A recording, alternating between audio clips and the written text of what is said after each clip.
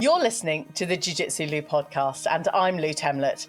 I'm guessing you're having a good day because either you've been on the mats, considering getting on the mats, or maybe you're wanting to be part of a supportive community. I'm so happy you're here listening or watching this episode. Please don't tap out before the end. When you feel like you want to give up, start training Jiu Jitsu. I'd like to welcome Kerry Poulter to my podcast. Hi Kerry, how are you? I'm all right, you? Hey. Yeah, doing very well. Thank you for joining me. Let's start by introducing you, Kerry, for those individuals that don't already know you. Okay. I'm a purple belt training at Escapology in Cambridge. I also coach there too. I coach children's class and white belts as too. And then outside of jiu-jitsu, I'm a mum, and I also work a full-time job. That's me in a nutshell, really. Fantastic. I like the fact that you've said that you're a mum outside of jiu-jitsu. I think as a fellow mum, it's our time not to be mum on the mats, actually, and a really kind of humble, supportive space to just be ourselves and have a unique identity that is not mum. There's no one shouting, Mum, can you do this? Mum, can you do that? At least there shouldn't be. And if they are, well, then you can just tap them out on the next round. Talk to me about how important it is for you to have your unique identity on the mats. Oh, it's everything. You know how life is. It's hectic, especially when you've got children. Your life just revolves around them. Really, yeah. Everything you do, you're their mum. That's your identity. Really, it's Ben. It's my son, Ben's mum, Kerry's mum. When I'm also Kerry. I'm a Kerry person. I have my own aspirations and dreams too. And one of them is jiu-jitsu and tapping out as many white belts as I can find, I suppose. Hold on to the white belts. Oh, no. Okay, Kerry, you need to let me know whether, as a female purple belt, you turn up on time for training. Oh no, for warm-ups. Do you dare I ask? Do you do warm-ups? Yeah, of course. I think she's just saying that. Okay, we know that when you get to purple belt, some individuals might turn up late for warm-ups or training and think they can skip all the hard stuff that the white belts have to go through, and the blue belts, of course. Tell me when you started, when you became a white belt, Kerry. What was that all about? Because obviously you've got your mum journey, and then your jiu-jitsu journey started. Yeah, I was watching my daughter do jiu-jitsu, and I was just in awe of it, really. I was in awe of just how brave she was, just the jiu-jitsu in itself, really, being able to just wrestle people and no one tell you off for it. That's amazing. And so she really pushed me to doing it in a sense.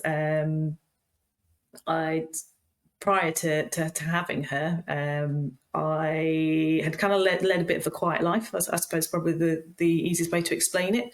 I didn't socialise.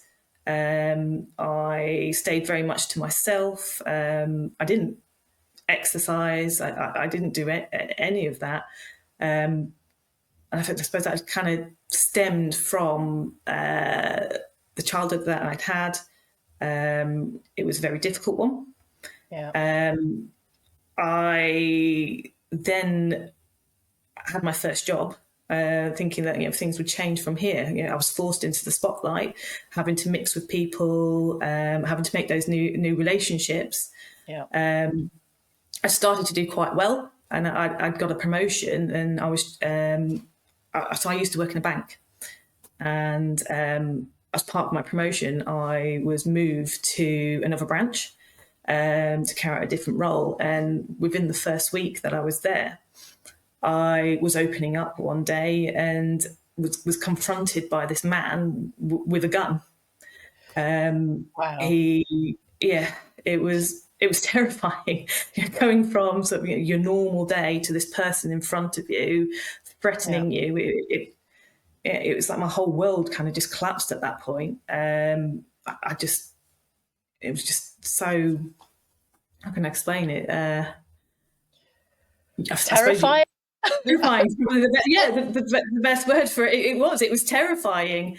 The whole thing was, and it was for hours. We were laid down on the floor for hours with this man screaming at us for this money. And we couldn't get into the safe at all. There was one of my colleagues was there, and we just couldn't get into this safe at all. And he was just screaming and screaming. In the end, we managed to get in, and he'd locked us in, and he'd gone. Wow. But it just destroyed me. Goodness. I remember when the police they come and they let us out. They had to carry me out because I couldn't walk.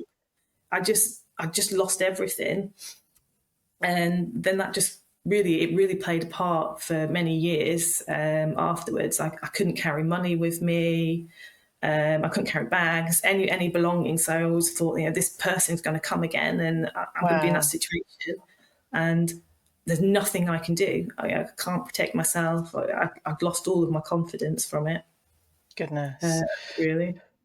So this you've come before you have children. You've got your first job, and then you have a promotion you think is the most fantastic thing in the world.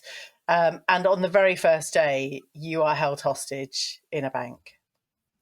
Yeah, you couldn't make it up, could you? It just, I mean, it sounds like an absolute movie scene.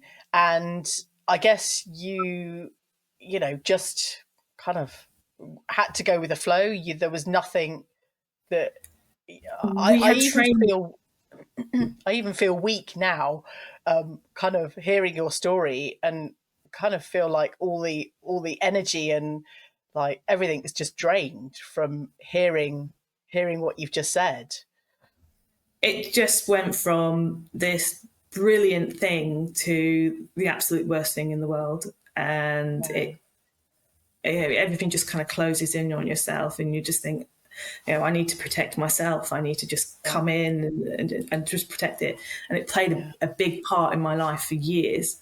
And then when I did have my children, it played a big part in their life too, because all of a sudden, normal childhoods, your children go to people's houses for tea, don't they? Or they have play dates. And I wouldn't allow my children to do that, because the what if was there. It was always playing on my mind. What if something happened? I can't protect them. I can't look after them. So it played a massive part. It affected my health. So one of the side effects from it was that I no longer went out to exercise. I didn't do any socialising at all, and I started a lot of bad habits. So I started eating quite unhealthily. I don't know. I suppose I gave up on myself a little bit. I just thought, if I lock myself away, make myself less interesting, I just gave up on it all as a way to protect myself. Wow. I feel like I've lost quite a few years from it, really. Yeah. I mean, it sounds like an absolutely massive impact. And whilst, we can listen and kind of watch from the outside world, this happening to you as an individual sounds like it's had so many years of impact on your life that has kind of left you with, I don't know, maybe a feeling of regret, that you're trying to kind of get back some of those years that you may have lost. Absolutely. Every day now, there's no question behind what we're doing. We're going to do it. I've hid away for 15 years, I suppose, and I don't want it, and I don't want it for my children either. So I now do things that intimidate me, maybe scare me a little bit. Jiu-jitsu being one of them, but it's very different now. It's life-changing, really. So, what I mean, you mentioned about the socializing, not kind of going out and taking bags or money with you, and then literally resorting to staying at home and being at home and kind of isolated. And I think any of us that have been through any situation, hopefully not a hostage situation, but we know what it's like to have that anxiety and just feel comfortable and safe being at home and go, actually, it's just easier. I don't have the stress. I don't need to go out the door.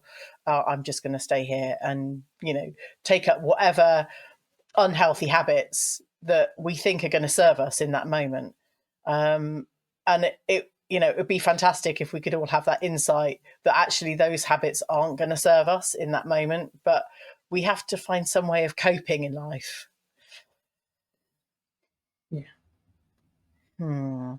So what after those number of years, you watched your daughter take part in Brazilian Jiu Jitsu classes. What was so inspirational as a parent sat on the sidelines watching their child take part in, being able to wrestle and tap people out? I mean, how did that feel watching it? It was brilliant. It was brilliant. It was an eye-opener as well, because she was everything that I wasn't. And as a parent, it should be the other way, right? She should be aspiring to be like me. I should be leading her, showing her all the confidence to go out and do things. And she was doing the opposite for me, really. She was the one that was like, no, mummy, I'm going to jiu-jitsu. Mummy, why can't I go and do this? And always pushing for it. And then eventually the questions were, mummy, why can't you do it? Why can't you do it? And you start sitting there and you think, why can't I do it? What is it that's stopping me from doing it? It sounds like, it sounds like you were incredibly inspired and just questioning your own habits and behaviours and turning that what if to, maybe I could, what if something more positive can come out of this? What was your first step in getting onto those mats? My first step, it actually happened a few. So I'd not long had my second child, my son, and my biological mum. She'd reached out to me. She was dying, so she just wanted to reconnect. I hadn't seen her since I was 11. She had heart failure. And I'd gone to meet her and understood why, what was going on here. And I think in my head it was, I'm going to get the I'm sorry. I'm sorry for what I did. I'm sorry for leaving. I'm sorry for all of that stuff. That meeting didn't happen. It wasn't any of that I'm sorry or anything. It was just this very awkward silence for an hour, I suppose, where what I learned was that she had similar bad habits to me. She had a bit of a traumatic childhood herself, and had sort of hid herself away, and from her own children. And she took up a lot of bad habits herself. So she was smoking and drinking, and the reason that she was dying was because she needed a heart transplant, and she wasn't able to go on the list because of her habits. Yeah. I left that meeting just feeling a little bit numb, and then she died. She died quite quickly afterwards. And I remember sort of meeting some of my sisters who I'd not seen since I was little. And they'd had these lovely notes from her, sort of these apology notes of what she'd done, and I'm sorry for not being the best mum. And I had nothing like that. I had none of that come to Wow. me. But I remember standing at her funeral, just feeling so angry. And it was at that point, I was there like, well, why did you leave me? Why did you do this? I still need you.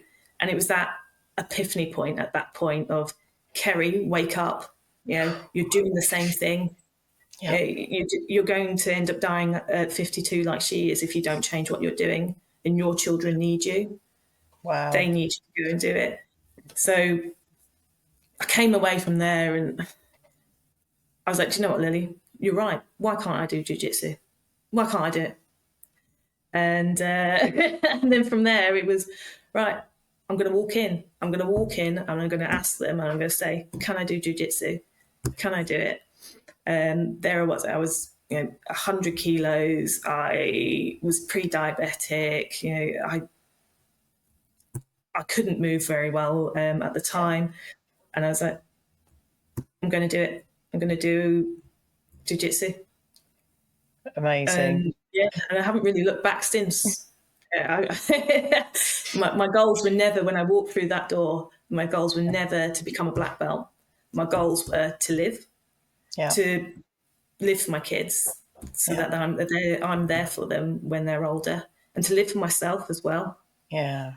I'd lost 15 years of my life hiding away because I was scared, and I wasn't going to do that anymore. Kerry, I just want to thank you for sharing that story. We all feel different things and can connect with different parts of your story and your journey. But I just want to say thank you, and I wanted to swear there, thank you for using your anger to do something incredible with your life. Because, we all find different triggers and ways to make changes. But yours sounds like it was just so bloody impactful that you've completely turned your life around. I'm a different person. And I'm very grateful.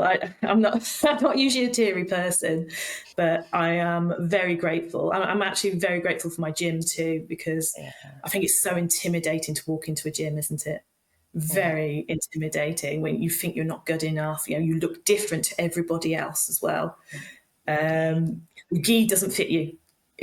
My gi didn't fit me. Well, Kerry, we're going to pause there because we can come back to that bit.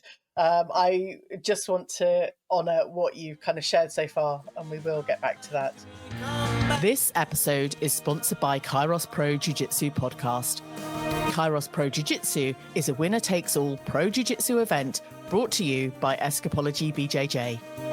They regularly run bespoke tournaments for high-level professional jiu-jitsu athletes from the UK, Europe and beyond. Expect to learn more about these high-level competitors, how they are motivated, their mindset and their ambition in the world of Brazilian Jiu Jitsu. Go and listen or watch the podcast by searching up Kairos Pro Jiu-Jitsu podcast on your favourite podcast platform.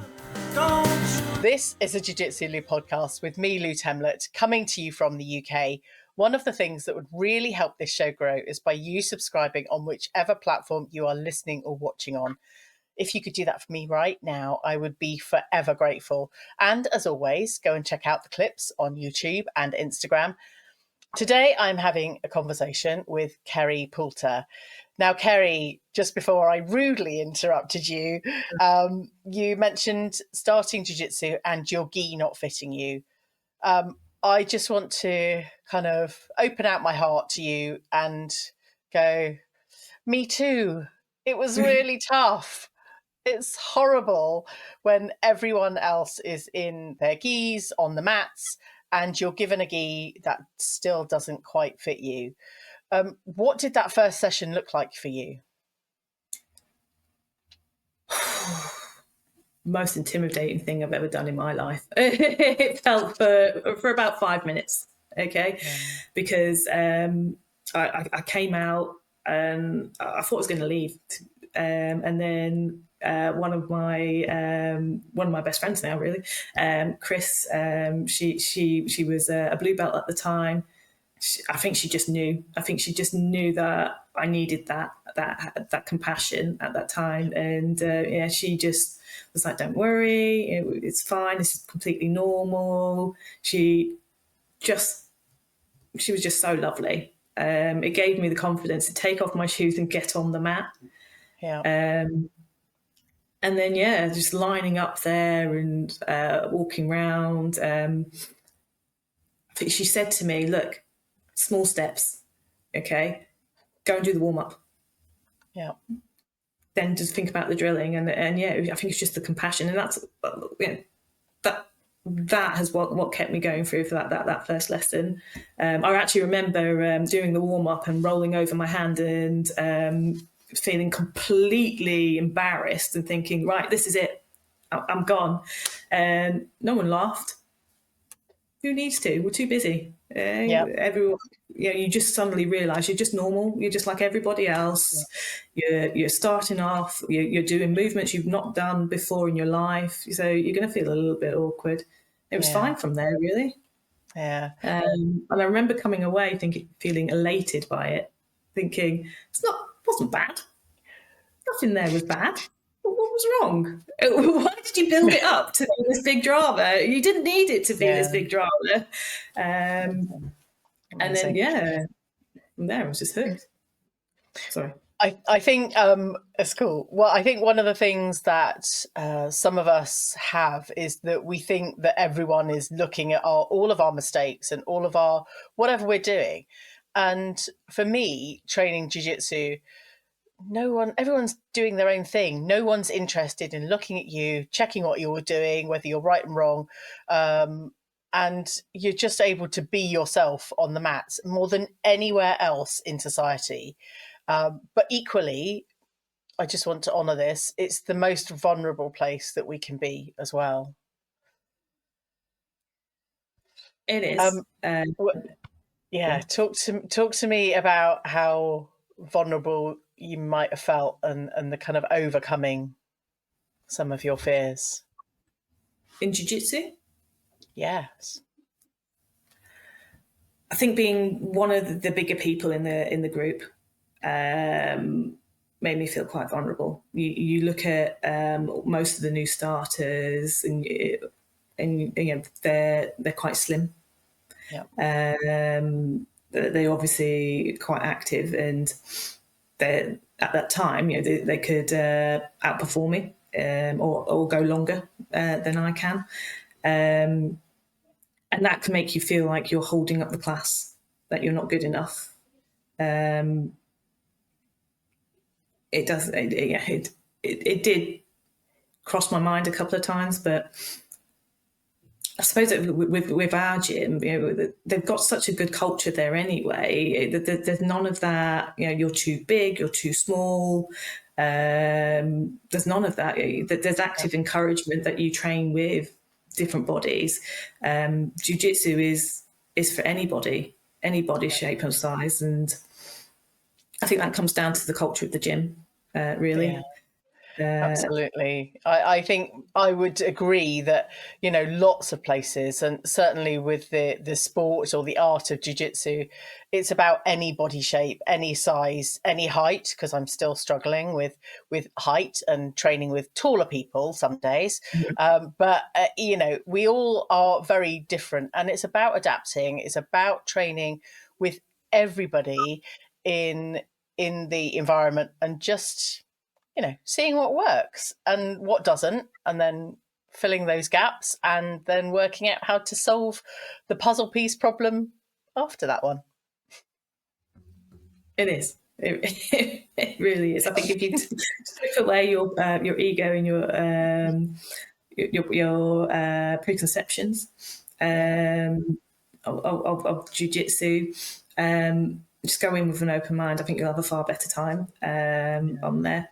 And I think you get a better understanding too. I think if you always restrict yourself to one person, one specific shape, you won't actually learn, or not as much as you should learn anyway. You won't influence other people and help other people too. Which is what jiu-jitsu is. Although you're learning the sport as an individual, you are helping other people. You've got to be there for your training partners too. And if you're coming in and you're sort of saying, right, you're too big, or you're too small for me, or you're too weak, not only are you doing yourself a disservice, but you're doing your training partners a disservice too. Yeah. Yeah. I want to kind of come back to what your daughter thought of you getting on the mats that first night. What was her kind of impression, and how did she kind of welcome you? Oh, she was absolutely buzzing. She so her class was actually earlier, and she usually gets taken home afterwards, but she wanted to stay. I've got some pictures. She drew across one picture, called me a little ninja. She was just absolutely buzzing. And I remember rolling with this person. I had absolutely no clue what was going on. I'm just there in side control, looking up, thinking, what the heck? And all I could see was my daughter, because we had a banisters that they look over, and she was just there like this with a little thumbs up. Oh, She's been brilliant. She's been absolutely brilliant on it, and it's great because now she's a bit bigger. We practice at home too, so she's all yes. When I walk up the stairs, I do have to be careful because that she does like to slip in the chokes as I'm walking up the stairs. So. I've not got to that stage. I've got a teenager, and there's only a matter of time before size and ability and strength can kind of will equal. But until that point, I'm on the defence. Yeah, there's never a dull moment here. But she was also the person that got me to do my first competition too. Oh wow! Yeah, she was like, "Mummy, if I go and do this competition, you've got to come and do it too." And so yeah, I suppose in a way she's still the leader a little bit in the jiu-jitsu. Always pushing me along, but now I do you the know same what? for her. Yeah, that's so nice that actually you've got a cheerleader and an inspiration. I think jiu-jitsu, certainly for me, I'm so inspired by the young people coming through, my children, other kind of teenagers, and even younger kids. They are just so inspirational. And being a parent, we are inspired by our kids, but just having that, it's not always learning from our peers, or more experienced individuals than ourselves. It's learning from everybody, and there's no barrier on age or experience, because you can still learn from you know a child starting on their first night, because they might just know how to hip escape instinctively out of that side control, which we might not have been able to do. Yeah. Have you taught a kids class? I coach some of the kids classes, and they are mind-boggling what they do. The highlight of my day is the coaching the kids classes. Just the way that they approach things, and like you say, that they'll pull off moves that you think aren't even possible. How have they got into that position? They're just absolutely incredible. I think there's a lot to be learned, and a lot to be inspired from kids jiu-jitsu, to be honest with you. Yeah. But equally, your children must be very inspired by you, whether they, know all of the backstory for you and how you've kind of felt over the years, and, keeping yourself tucked away, and, just all of those things. You've overcome so many challenges in your life. And, I think secretly they might be, you might be their hero. Oh, I've I never think. asked them. I hope. To be honest, I hope that I'm leading the way with them, and I'm showing them how to live their life. I don't want them to regret anything. So I think that's what's happening with them. Yeah. No, and some of the because jiu-jitsu, you kind of release your ego, and it's not about doing great things. You're just showing up being you. But showing up being you every single day is inspirational, and they're cheering you on as much as anybody else. And I think that we all just have to take away that little slice of someone else might at one point be watching our performance, or we'll be on the competition mats and they can see our performance, and maybe also on YouTube somewhere, because if it's any of the IBJJF ones, obviously they're all broadcast, which is quite horrific. When I've gone back and watched my early white belt competition, go, what the heck was I not doing? Talk to me about your first competition and being encouraged to compete. Oh, it was absolutely wild. I had no clue what was going on. Oh my goodness. Lily was actually ill that day, so it was just me. But a few of the men at the gym got wind that I was competing as well. So all of a sudden I'm added to this chat group, and it's like, Kerry, we're going to make sure that we're coaching you and that you're there. It was absolutely wild. I got caught in traffic on the way there, so I turned up to the venue, and they're calling my name. And you're going, what is going on? It's the last call. You're just there going on there, and then all of a sudden you've got these sort of four men there just going, don't worry, we'll talk you through it. And I can't really tell you much about what actually happened in the match. It was gone in a flash, just absolutely gone in a flash on there. But I do remember the feeling afterwards. I remember just feeling absolutely elated that I had people cheering my side. I think there's no better feeling than that camaraderie that's there. It was the best feeling in the world. And I remember getting up onto the podium and just looking across at these people, and they were just sort of cheering me on, and I was forever grateful for it. And I think I don't compete a lot. I've got a lot of things going on, but one of the reasons that I compete is for the team spirit. It's just absolutely mind blowing. Everyone just comes out for everybody and supports them. It's the best feeling in the world. I think more people should compete just for that, really. It doesn't matter if you win or lose, just knowing who's cheering in your corner, and it's just the best feeling in the world, really. I've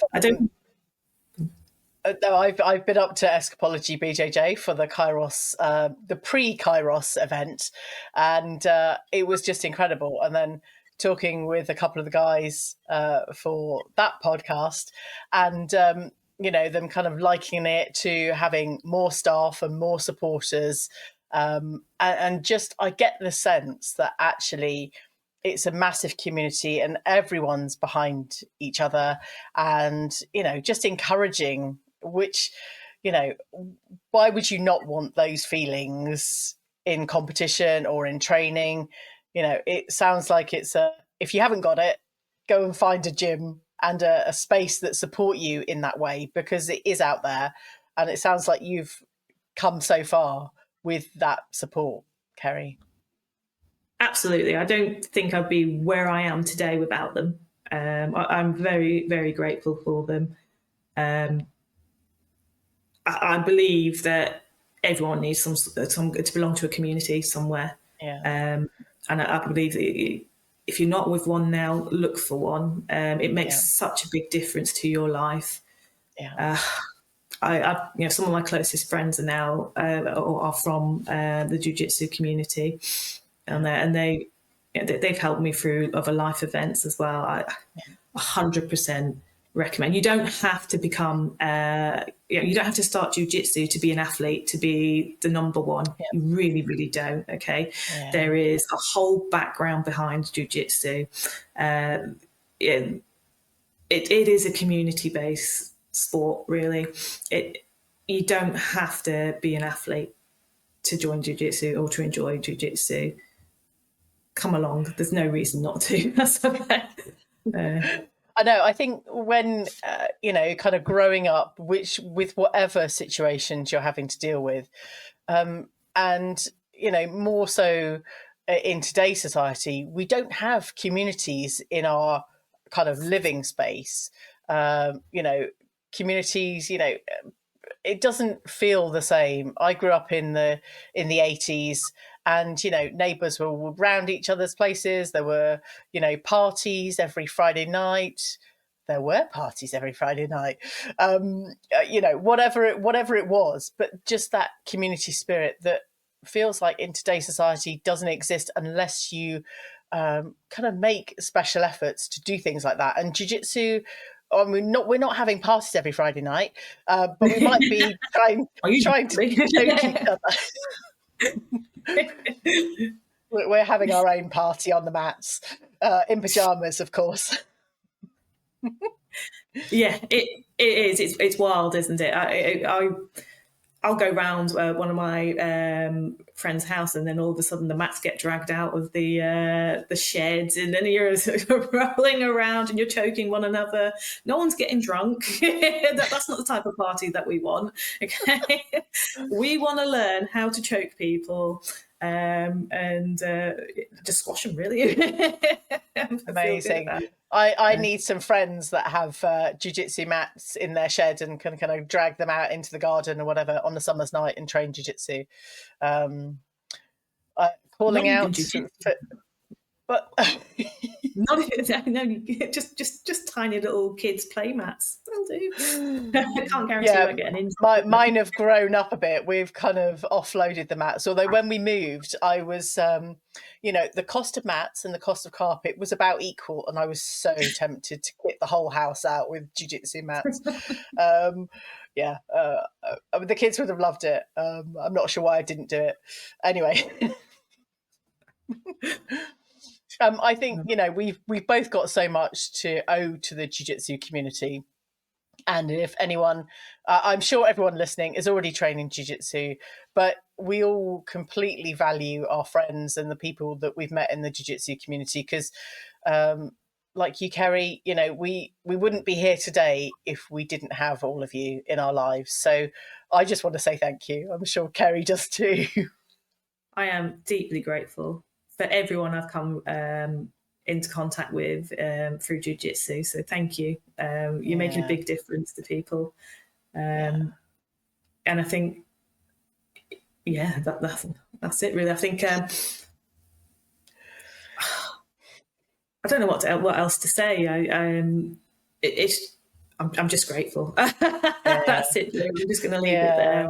No, it's great. And I think, people, you won't probably appreciate this, Kerry, but everyone else will equally, as much as you value and feel gratitude for those individuals, they will equally feel gratitude for you, because nobody can do this jiu-jitsu journey alone. From the time when you've been at home on your own and isolating, we can't do jiu-jitsu and we can't do life on our own. And however much we feel like we can, it's not going to be anywhere near as successful unless you train jiu-jitsu. Is that enough of a plug for jiu-jitsu? Just everyone go and train jiu-jitsu. I think we're getting our point across, aren't we? I know. I mean, it wasn't an episode to encourage people to train jiu-jitsu, but seriously, if you're not, then please do. And if you haven't already made your way up to Escapology BJJ, it's a fantastic gym. Please go and see Tom and Chelsea and Kerry and lots of other coaches up at Escapology in Cambridge. Don't check how far it is until you're ready to go, because then you're still going. When I was planning to come up to Kairos, the Kairos event, I hadn't actually realised it was 3.5 hours drive, but it was fine because I'd already said I was going, so I went. And you had a great time, so there you go. I know, it was a fantastic time. Let's talk a bit about your coaching. So you coach kids classes, and yeah, tell me a bit more about that. Oh, it's chaos. It's the absolute highlight of my week. Okay. From sort of the 4-year-olds up to the pre-teens, it's just. I think my favourite are the 4-year-olds, okay? The ones that just have absolutely no clue what's going on whatsoever. And they somehow just pull out this jiu-jitsu, and some of the most incredible jiu-jitsu, and you'll sit there and you'll think, your body really move like that, does it? But yeah, they are.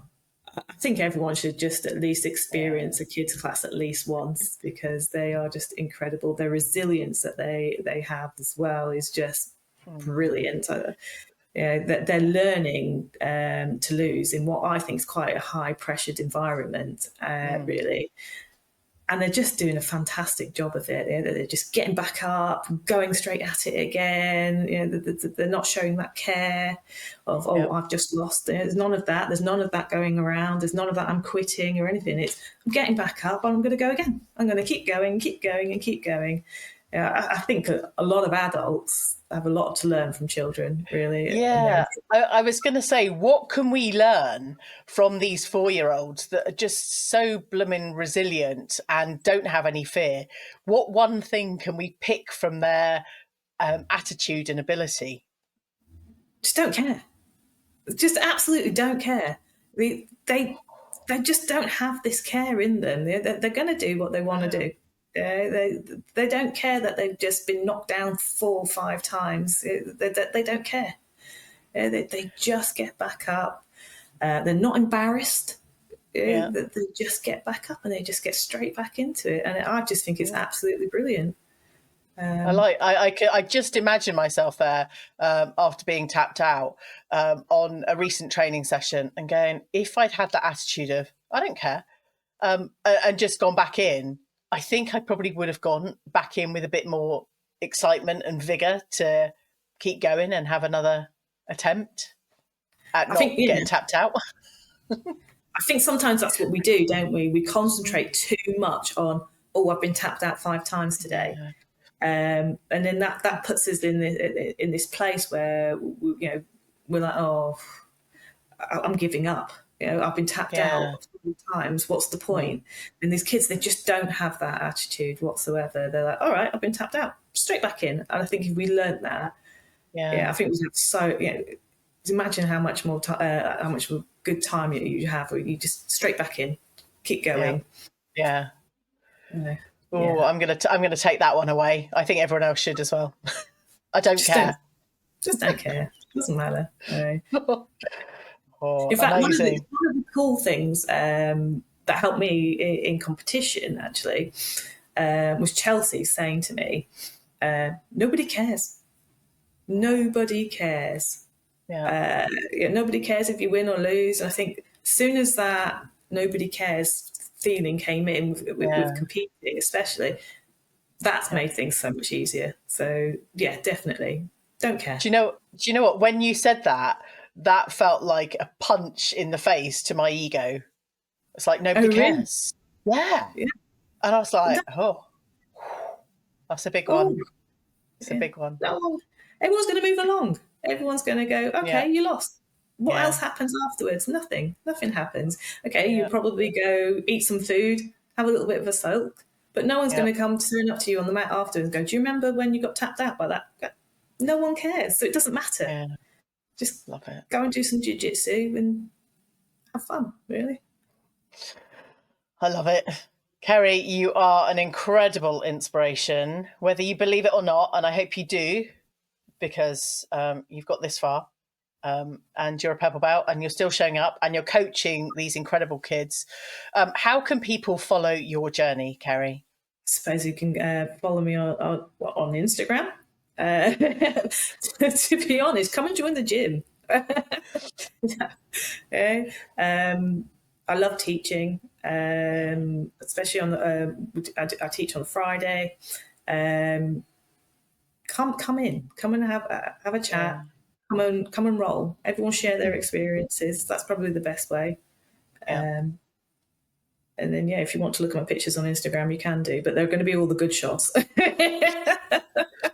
That's all right. It's not that I don't care shots. We might have to start recording the I don't care shots, Kerry. You've inspired me now. I mean, might start a trend, actually, just I don't care shots now for everyone. Yeah. How about that? Yeah. Oh, there's going to be some good ones in there. I can tell. Amazing. I will link your Instagram account in the show notes, Kerry, and anyone that isn't already following Kerry, please do, because you're just an inspiration. And I love the energy and the enthusiasm and the fact that you've overcome all of these amazing things, and you're still seeing inspiration from the next generation coming through. And I just hope that we're still going to be training jiu-jitsu by the time, they get to purple or, brown belts, whatever, blue belts even. I hope so. It's not about getting the black belt. I feel that jiu-jitsu is a lifelong community. Yeah. Okay. So, come along for the journey. It's good. Definitely a journey. Definitely a journey, Kerry. Anyway, thank you so much. I will look forward to catching up with you very soon. Thank you. I hope you enjoyed this episode. Thank you for telling your friends about this show. And as soon as this episode ends, I'd really appreciate you dropping the show a rating and a review. Thanks again for listening. Catch you on the next episode of the Jiu Jitsu Lou podcast.